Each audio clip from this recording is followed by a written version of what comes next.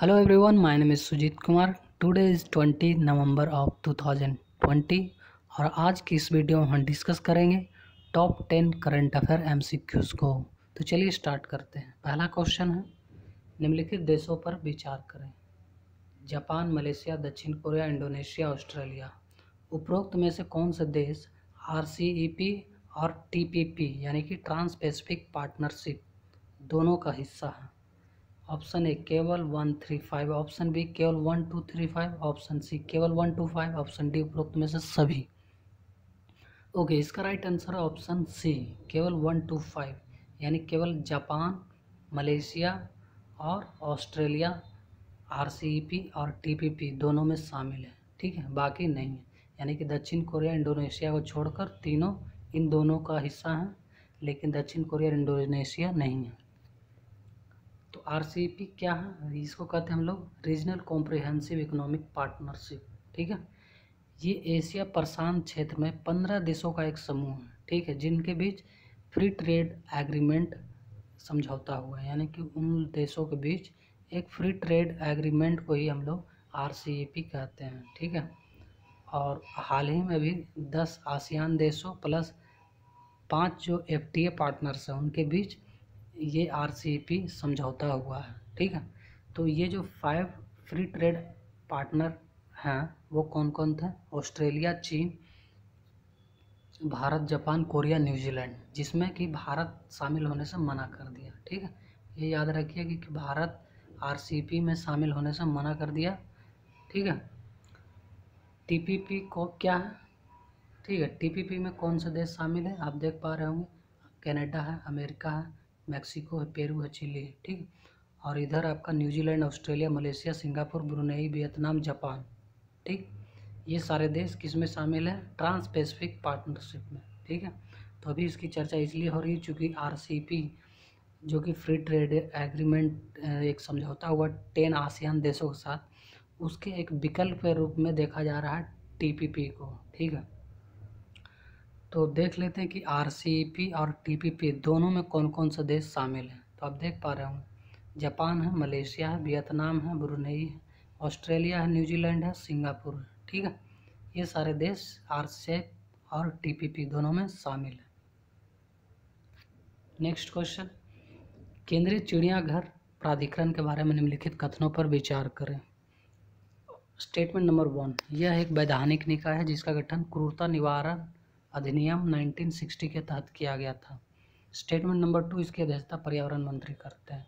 उपरोक्त में से कौन सा कथन सही आपको बतलानी है? ऑप्शन ए केवल 1, ऑप्शन बी केवल 2, ऑप्शन सी 1 और 2 दोनों, ऑप्शन डी कोई नहीं। इसका राइट आंसर है ऑप्शन बी। ओके, यह एक वैधानिक निकाय है, ये बात सही है। ठीक है, क्यों? क्योंकि इसका गठन वन्य जीव संरक्षण अधिनियम 1972 के तहत किया गया। ठीक है, और ये इसका गठन क्रूरता निवारण अधिनियम के तहत नहीं किया गया, बल्कि वन्यजीव संरक्षण अधिनियम 1972 के तहत किया गया, और इसकी अध्यक्षता कौन करते हैं? पर्यावरण मंत्री। ठीक है, इसके जो कार्य हैं, यानी कि सेंट्रल जू अथॉरिटी का, वो चिड़ियाघरों को मान्यता प्रदान करना और देश भर में चिड़ियाघरों को रेगुलेट करने का काम भी करते हैं। ओके, नेक्स्ट क्वेश्चन है, निम्नलिखित देशों पर विचार करें। जॉर्जिया, अजरबैजान, तजाकिस्तान, रूस, ईरान। उपरोक्त में से किस देश की सीमाएं कैस्पियन सागर से लगती है? इसका राइट आंसर ऑप्शन सी केवल 2, 4, 5। अजरबैजान, रूस, ईरान, इन देशों के साथ कैस्पियन सागर की सीमाएं लगती हैं। हम देख लेते हैं अच्छे से। ये देखिए, ये कैस्पियन सागर। ठीक है, आप देख पा रहे होंगे अजरबैजान। ठीक है, इसकी सीमा कैस्पियन सी से लग रहा है। ठीक है, रसिया जिसका बॉर्डर यहाँ से यहाँ तक शेयर कर रहा है, ये भी लग रहा है। कजाकिस्तान का बॉर्डर लग रहा है। ठीक है, लेकिन उज्बेकिस्तान का नहीं लग रहा है। ठीक, तुर्कमेनिस्तान का लग रहा है। ठीक है, और इधर ईरान का लग रहा है। ठीक है, तो याद रखने आपको, ईरान का लग रहा है, तुर्कमेनिस्तान का लग रहा है, कजाकिस्तान का लग रहा है, रसिया का लग रहा है, अजरबैजान का लग रहा है। ठीक है, लेकिन उज्बेकिस्तान का नहीं लग रहा है। ठीक है, याद रहेगी। बढ़ते हैं नेक्स्ट क्वेश्चंस की ओर।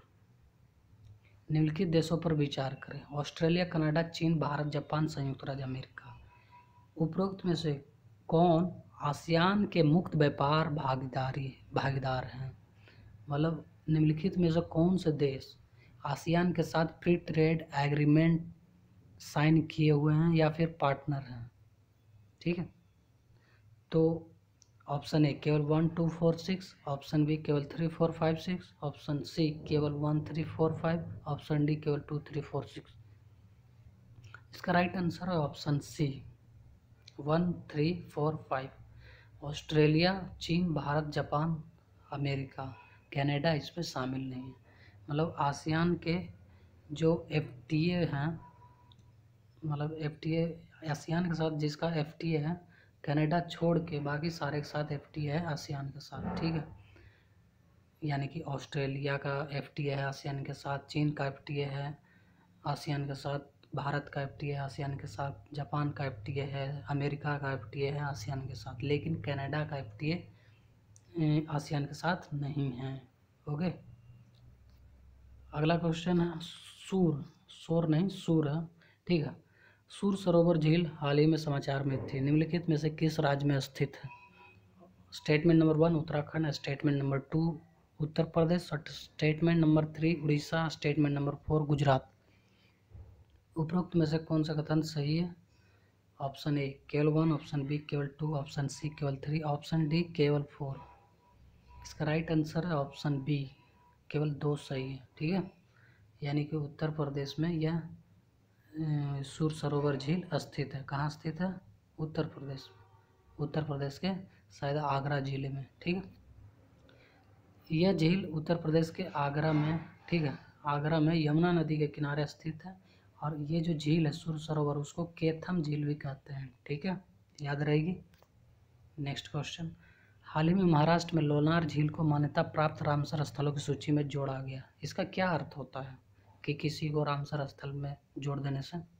स्टेटमेंट नंबर 1, झील के विकास और उसके तर्क संगत उपयोग के लिए नीति निर्माण की सुविधा उपलब्ध हो पाएगी। दूसरा, लोनार वेटलैंड की समस्याओं पर अंतर्राष्ट्रीय सहयोग और विशेषज्ञ सलाह को प्रोत्साहित किया जा सकेगा। तीसरा स्टेटमेंट, लोनार के प्राकृतिक पारिस्थितिकी तंत्र के साथ साथ दुर्लभ और स्थानिक प्रजातियों के अस्तित्व को सुनिश्चित करने में मदद कर सकेगा।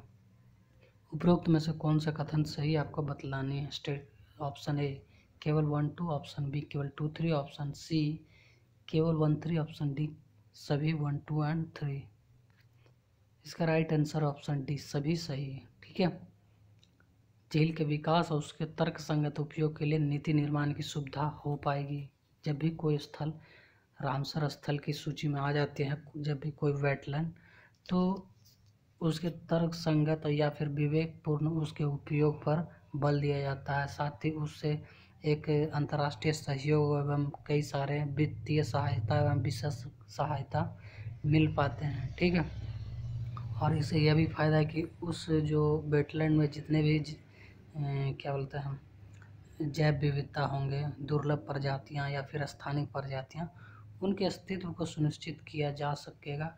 ऐसी मदद मिल सकेगी, इसके ये लाभ हैं। ठीक है, तो आई होप कि आपको समझ में आया होगा। तो हाल ही में महाराष्ट्र में लोनार झील को मान्यता दिया गया और ये महाराष्ट्र का दूसरा जो क्या बोलते हैं महाराष्ट्र का दूसरा रामसर स्थल हो गया। यानी कि महाराष्ट्र में टोटल 2 रामसर स्थल हो गए। एक ये नाम याद नहीं आ रही है, लेकिन ये दूसरा है। ठीक है, पहला कोई और है और ये दूसरा है। ठीक है, ये जो लोनार झील है वो बुलढाना जिले, महाराष्ट्र के बुलढाना जिले में विश्व प्रसिद्ध लोनार झील को रामसर स्थल में जोड़ा गया है। ये कहाँ स्थित है। बुलढाना जिले में। नेक्स्ट क्वेश्चन है, 10 आसियान सदस्य देशों के अलावा पूर्वी एशिया शिखर सम्मेलन में निम्नलिखित में से कौन से देश शामिल हैं। यानी कि ईस्ट एशिया समिट जो है वो भी एक संगठन जैसा ही है, तो उसमें कौन कौन से देश शामिल हैं। कोरिया गणराज्य, यानी कि दक्षिण कोरिया कह लें या उत्तर कोरिया, जो भी, संयुक्त राज्य अमेरिका, भूटान, रूस। उपरोक्त में से कौन सा कथन सही आपको बतलानी है। ऑप्शन ए केवल 1 4, ऑप्शन बी केवल 1 2 4, ऑप्शन सी केवल 2, 3, 4, ऑप्शन डी 1, 2, 3, 4। इसका राइट आंसर ऑप्शन बी केवल 1, 2, 4। 1, 2, 4। भूटान को अगर छोड़ दे तो बाकी सब है, यानी कि कोरिया गणराज्य, संयुक्त राज्य अमेरिका और रसिया, ये तीनों पूर्वी एशिया शिखर सम्मेलन के देश हैं या फिर उसमें शामिल देश हैं। ठीक है, और साथ ही साथ मतलब ये ऐसे देश हैं जो कि 10 आसियान जो कंट्री है उसमें नहीं है। ठीक है, पूर्वी एशिया शिखर सम्मेलन के बारे में थोड़ी देख लेते हैं। पूर्वी एशिया शिखर सम्मेलन एशिया प्रशांत क्षेत्र देशों का एक प्रमुख मंच है। ठीक है, जो सुरक्षा और रक्षा से संबंधित मुद्दों पर सहयोग करता है। इसकी स्थापना 2005 में की गई थी। ठीक है, इन 10 आसियान के अलावा भारत, चीन, जापान, कोरिया गणराज्य, ऑस्ट्रेलिया, न्यूजीलैंड, संयुक्त राज्य अमेरिका और रूस शामिल हैं। यानी कि ये जो पूर्वी एशिया शिखर सम्मेलन है इसमें 10 एशियन कंट्री तो शामिल हैं। इसके अलावा कौन कौन से हैं, तो भारत भी इसमें शामिल है। आपको याद रखनी, भारत है, चीन है, जापान है, कोरिया है, ठीक है, ऑस्ट्रेलिया, न्यूजीलैंड, संयुक्त राज्य अमेरिका और रसिया, याद रहेगा। नेक्स्ट क्वेश्चन, निम्नलिखित कथनों पर विचार कीजिए। इथोपिया हॉर्न अफ्रीका पर स्थित पूर्वी अफ्रीका देश है। दूसरा स्टेटमेंट कह रहा है यह लाल सागर के साथ अपनी सीमा साझा करता है। तीसरा स्टेटमेंट, ब्लू नील इथोपिया में टाना झील में उत्पन्न होने वाली एक नदी है। ब्लू नील टाना झील में उत्पन्न होने वाली एक नदी है जो कि इथोपिया में है। उपरोक्त में से कौन सा कथन सही है आपको बतलाने। ऑप्शन ए केवल 1, 2, ऑप्शन बी केवल 2, 3, ऑप्शन सी केवल 1, 3, ऑप्शन डी 1, 2, 3। इसका राइट आंसर ऑप्शन सी केवल 1, 3। ओके, दूसरा गलत है, यह लाल सागर के साथ अपनी सीमा साझा नहीं करता है। ठीक है, इसका मैप डालना मैं भूल गया, कोई नहीं। इसके पहले वाले वीडियो में मतलब कल वाले वीडियो में हमने मैप के साथ हॉर्न अफ्रीका की चर्चा की थी, साथ ही उससे जितने भी लगे हुए आसपास क्षेत्र थे उनकी बातें हमने की थी। ठीक है, तो आप चाहें तो पिछले वाले वीडियो देख सकते हो। तो ब्लू नील जो है, ब्लू नील इथोपिया में एक नदी है जो कि टाना झील से निकलती है। ठीक है, यानी कि मान लीजिए यहाँ पे एक ब्लू नील है, सॉरी टाना झील है। ठीक है, इस तरह तो यहाँ से ये जो नदी है ब्लू नील इस तरह से बहते हुए आती है। ठीक है, इथोपिया में। तो इथोपिया में ब्लू नील नदी कहाँ से निकलती है, तो टाना झील से, ये याद रखिएगा। और ये लाल सागर के साथ अपनी सीमा साझा नहीं करता है Ethiopia. Ethiopia horn of Africa पर पूर्व में स्थित है, अफ्रीका महाद्वीप के, ये बात सही है। ठीक है, इस तरह से हॉर्न ऑफ अफ्रीका है तो यहाँ पे आपको इथोपिया मिल जाएगा। ठीक, तो इसका राइट आंसर था केवल 1 और 3। ठीक है, दूसरा गलत है कि लाल सागर के साथ यह अपनी सीमा नहीं लगाता। नेक्स्ट क्वेश्चन, कभी कभी समाचारों में चर्चित जूस जैकिंग, जूस जैकिंग।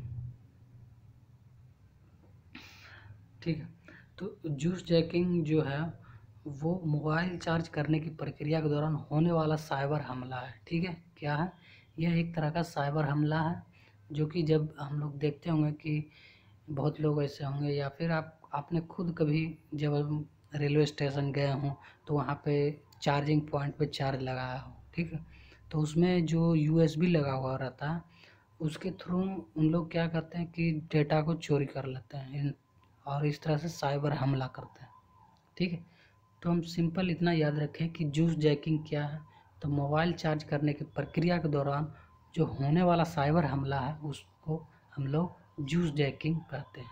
ठीक है, तो अगला क्वेश्चन, जूस जैकिंग के बारे में मैंने बतला ही दिया, एक प्रकार का साइबर हमला है। ये सामान्यतः आप सार्वजनिक स्थलों पर देखते होंगे जैसे कि हवाई अड्डे, कैफ़े, बस स्टैंड या फिर रेलवे स्टैंड, ये सब जगहों पे होते हैं। ठीक है, तो स्मार्टफोन, टैबलेट, कंप्यूटर डिवाइस संवेदनशील डेटा को कॉपी कर लेते हैं। ठीक है, नेक्स्ट क्वेश्चन है और this is a last question, अंतर्राष्ट्रीय सीवेज अथॉरिटी से संबंधित है। इनके बारे में आपको निम्नलिखित कथनों पर विचार करनी है। ठीक है, स्टेटमेंट नंबर 1, इंटरनेशनल सीवेज authority United Nation convention on the law of the sea 1982 के तहत स्थापित एक स्वायत्त अंतर्राष्ट्रीय संगठन है।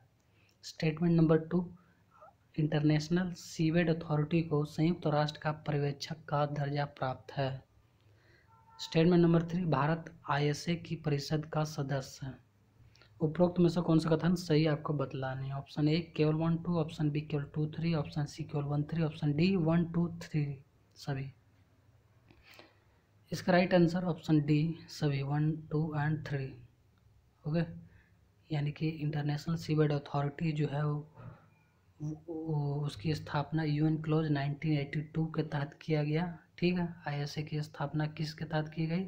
यूएन क्लॉज 1982 के तहत। ठीक है, और ये एक स्वायत्त अंतर्राष्ट्रीय संगठन है। ठीक है, यह जो है यूएन का पर्यवेक्षक दर्जा प्राप्त संस्था है, यानी कि यूनाइटेड नेशन का पर्यवेक्षक दर्जा प्राप्त है आईएसए को, और भारत आईएसए की परिषद का सदस्य है। ये जो इंटरनेशनल सीवेज अथॉरिटी है, इंटरनेशनल सीवेज अथॉरिटी परिषद है, उसका भारत सदस्य है। ठीक है, तो इसलिए तीनों सही है। आई होप कि आपको अच्छा लगा होगा। अगर अच्छा लगा तो प्लीज़ इस वीडियो को लाइक करिए और ज़्यादा से ज़्यादा शेयर करिए। ओके, इंटरनेशनल सीवेज अथॉरिटी का मुख्यालय जो है आपको पड़ता है किंगस्टन, जमैका। ठीक, आईएसए को गहरे समुद्र से संबंधित गतिविधियों में उत्पन्न होने वाले हानिकारक प्रभावों से समुद्री पर्यावरण के प्रभावी संरक्षण को सुनिश्चित करने का अधिदेश प्राप्त है। यानी कि इंटरनेशनल सीवेज अथॉरिटी जो है जितने भी गहरे समुद्र माइनिंग वगैरह होते हैं या फिर उनसे रिलेटेड जो भी समुद्र पर पर्यावरण इफेक्ट पड़ते हैं उनको रेगुलेट करते हैं। ठीक है, यानी कि इनके परमिशन के बाद ही आप माइनिंग वगैरह कर सकते हो। ठीक है, इसकी मुख्यालय कहाँ है? जमैका में। ठीक है दोस्तों, आई होप कि आपको अच्छा लगा होगा यह वीडियो, और अच्छा लगा तो प्लीज़ इस वीडियो को शेयर करिए, लाइक करिए और सब्सक्राइब करना ना भूलिए। थैंक यू दोस्तों, हैव अ नाइस डे।